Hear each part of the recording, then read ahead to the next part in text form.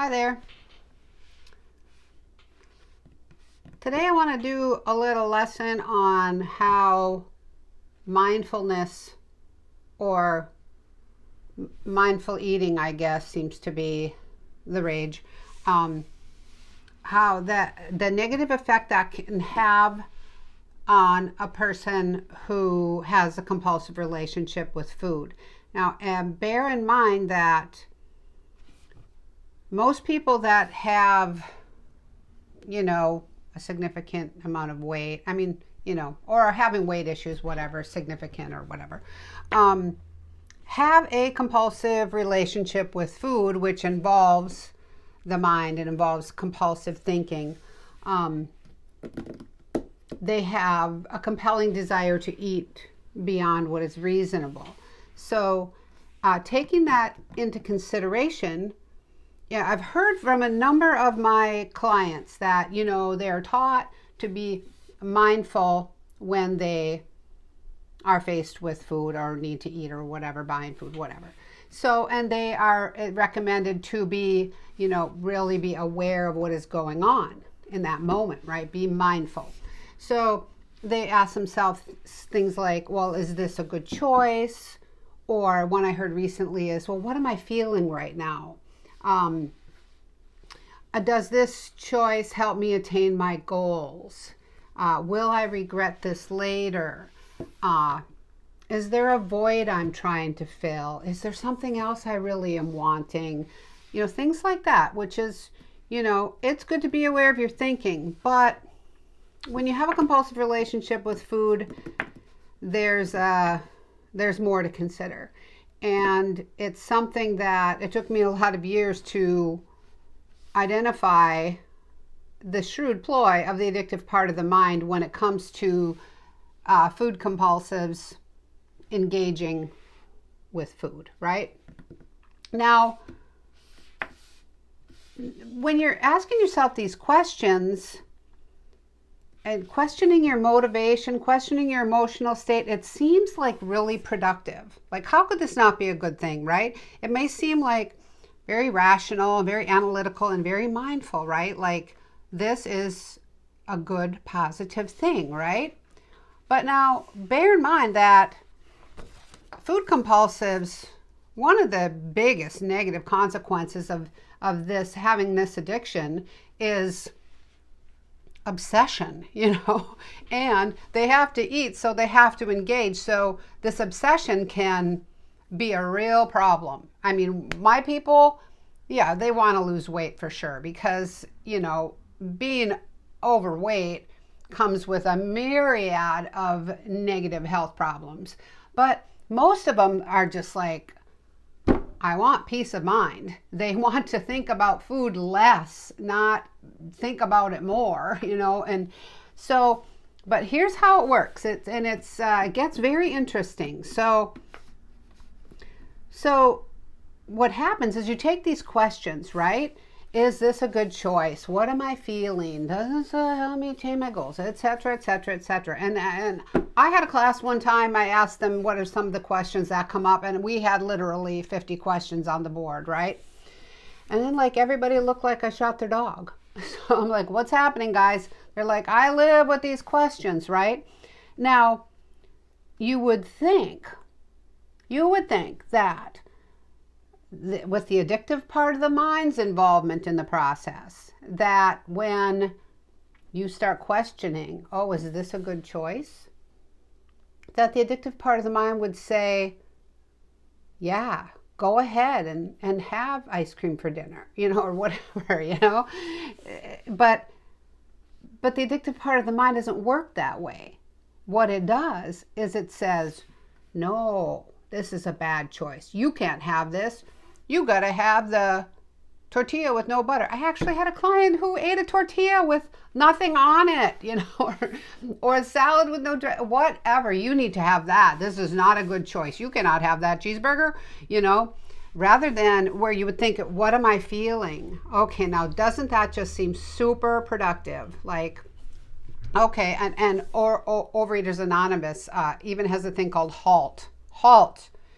Hungry, angry, lonely, tired. Analyze what you're feeling, right? So now you would think the addictive part of the mind would be, go ahead and have it, because you're feeling sad and whatever. But it doesn't do that. What it does is it says, oh no, you're feeling sad. You can't eat for emotional reasons, because it's 100% invested in getting you into feelings of deprivation. You can't have it, right? Will this choice help me attain my goals? You'd think it would say, oh, it doesn't matter, just have it, right? It would say, oh, no, it doesn't, so you can't have it, right? So what happens, all these questions, while they seem analytical, seem mindful, seem productive, takes you 3 places: deprivation thinking, obsession and helplessness, and to hell with it. Because there you are, trying to answer these questions that have no definitive answer, which usually just prompt another question and another question. I call it the tornado, right? The tornado ends in to hell with it, because it's by design, and it's very shrewd, but it's real, right? So what I encourage my people to do is, since they have to engage with food, is when you hear these questions, you need to disengage immediately, right? Oh, is this reasonable? Oh, am I going to regret this later? And here's how I have them reroute those neural pathways. I know, period. Not knowing is not the problem. Not knowing how to stop myself when I know I'm being unreasonable, or that my desire to engage is beyond what is reasonable.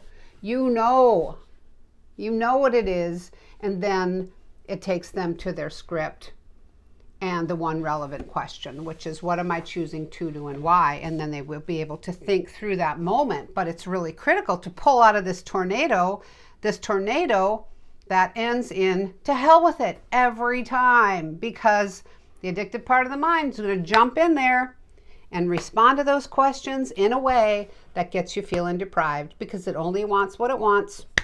It wants to go from that desire down this old neural pathway to get you to engage, right?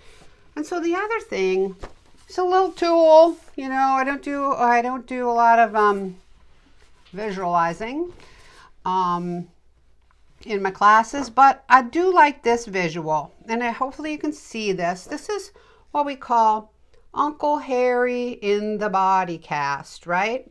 So when your addictive mind is telling you that you don't know what's reasonable engagement with food, that you got to go on the diet, you got to do the no dairy, low carb, paleo, Whole30, endless, no sugar, right? Or you got to call the nutritionist, or you got to bargain and withhold calories tomorrow if you have this today, and go, if you eat this thing today, then you're going to go run. You got to have this balance sheet, right, with your food intake and what you're going to, how you're going to exercise it off. Oh my God, talk about obsession.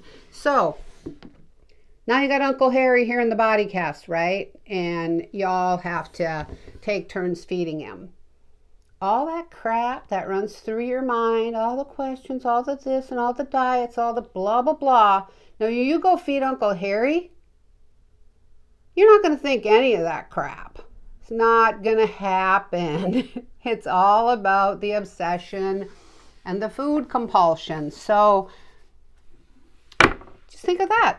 Would I be thinking this if I was going to go feed Uncle Harry? No, I'd go feed the dude, and I would move on, because I do know what is reasonable engagement with food. I don't need to be told, right?